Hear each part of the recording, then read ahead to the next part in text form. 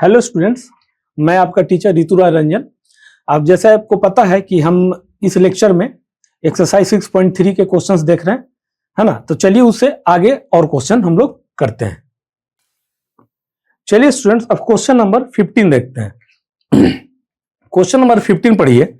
A vertical pole of length 6 metre cast a shadow 4 metre long on the ground and at the same time the tower cast a shadow of 28 meter long. Find the height of the tower. तो student, question अगर आप पढ़ रहे हो, diagram देखिए, आपको दिख रहा होगा, बहुत इजी है। इसमें देखिए क्वेश्चन में क्या कर रहा है कि वर्टिकल पोल है। वर्टिकल पोल समझिएगा, ये हो गया आपका वर्टिकल पोल, ठीक है। ये हो गया आपका बाबू vertical pole. Vertical pole of length 6 metre का लेंथ, ठीक है, इतना समझ में आ रहा है। Cast a shadow 4 metre long, shadow जो है 4 मीटर। तो आप कहोगे कि सर शैडो, देखिए सन है यहाँ पे बाबू, ठीक है। ऐसे मान लीजिए सन है एक यहाँ पे, सन दो नहीं रख सकते ना, लेकिन मैं आपको अलग अलग समझाने के लिए ये कर रहा है ना। सन है, ठीक है। तो कह रहा है कि vertical length 6 centimetre cast a shadow. अगर सन रे हम पे पड़ता है तो हमारा जो इमेज है, शैडो जो है, वो कहां बनता है? अर्थ पे बनता है, ग्राउंड पे बनता है।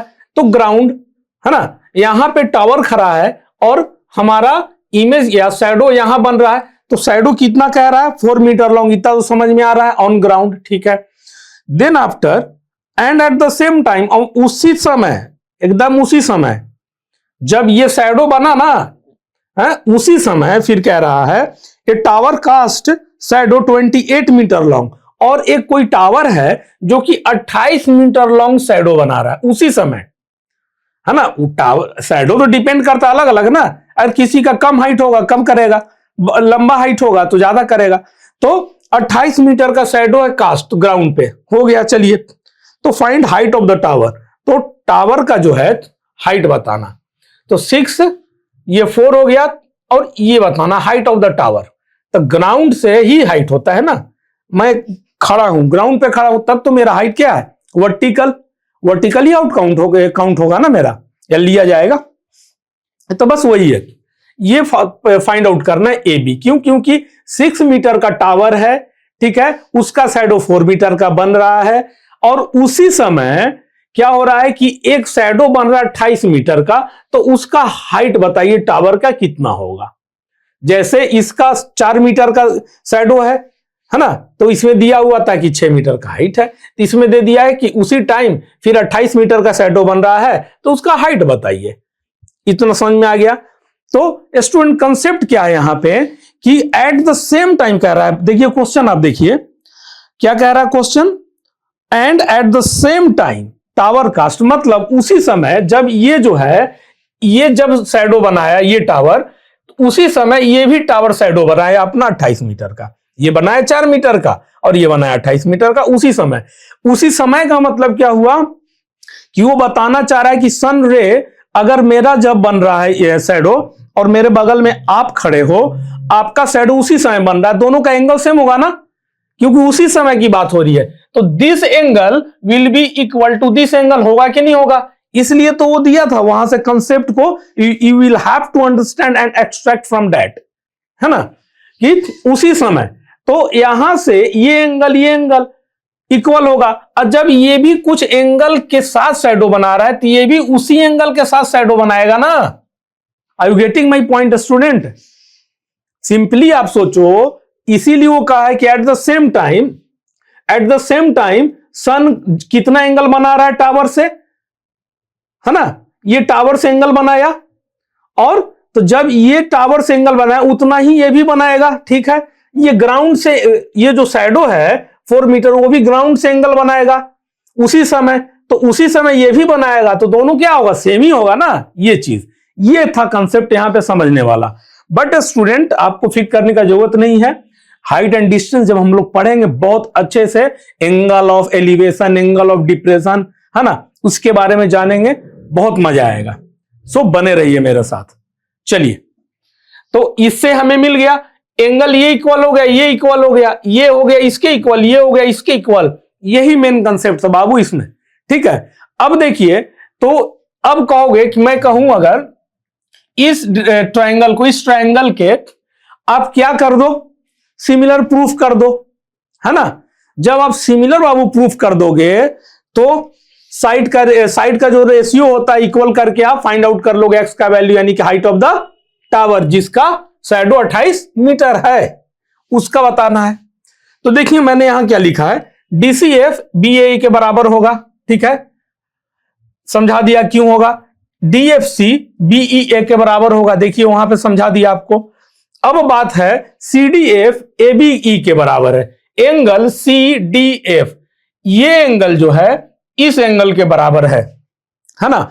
अगर मैं यहां पे आपके सामने खड़ा हूं स्ट्रेट ग्राउंड पे, है, मान लो आप मुझे टावर, है ना, समझने के लिए, तो अगर खड़ा हूं तो मेरा क्या एंगल बनेगा ग्राउंड के साथ, तो आप कहोगे कि सर 90 डिग्री बनता है वर्टिकल। अगर आप इस जो बेस है, मेरा हाथ को आप बेस मानो, यहां पे एक टावर खड़ा है सीधा, तो ये जो मेरा है ना एंगल ग्राउंड के साथ कितना बनाएगा, ये ग्राउंड के साथ कितना एंगल बनाएगा, 90 डिग्री, अंडरस्टूड है ये तो, है ना, ऐसे है तो angle DCF is equal to angle ABE, ये भी तो टावर ही है ना, तो ये भी तो 90 डिग्री बनाएगा। तो दोनों आपस में क्या हो गया बाबू, इक्वल हो गया, है ना। तो जब तीनों इक्वल हो गया तो हम नहीं कह सकते हैं कि triangle ABC congruent, similar to triangle ABE, triangle ABE, triangle ADF है ना, CDF है, CDF है ना, बार बार ABC CDF कंग्रुएंट है ABE के, ठीक है स्टूडेंट।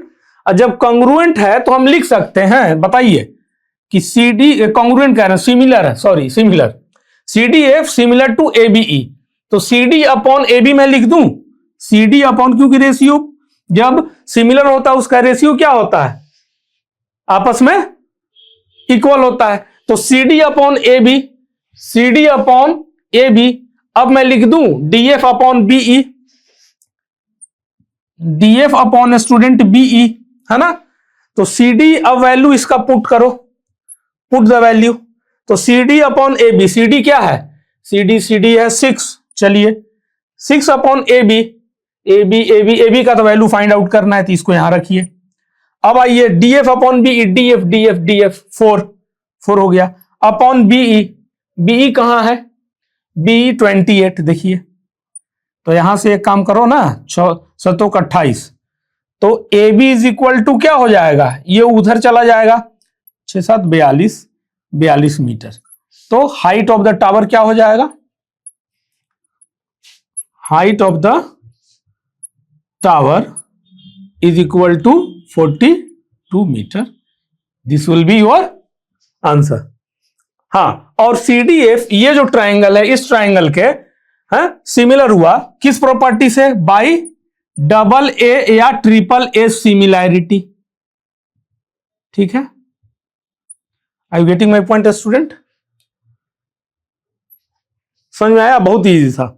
इसको हमने क्या किया, सिमिलर प्रूफ किया। अब जब सिमिलर करेंगे प्रूफ तो उसका साइड का रेशियो और एंगल साइड का रेशियो आपस में इक्वल होगा, तो इक्वल किए और उससे हमने फाइंड आउट किया AB का वैल्यू, ठीक है स्टूडेंट। तो ये तो समझ में आया, ठीक है स्टूडेंट्स। आज के इस वीडियो में इतना ही क्वेश्चंस। अब हम लोग नेक्स्ट में आगे के क्वेश्चंस को देखेंगे। Thank you students.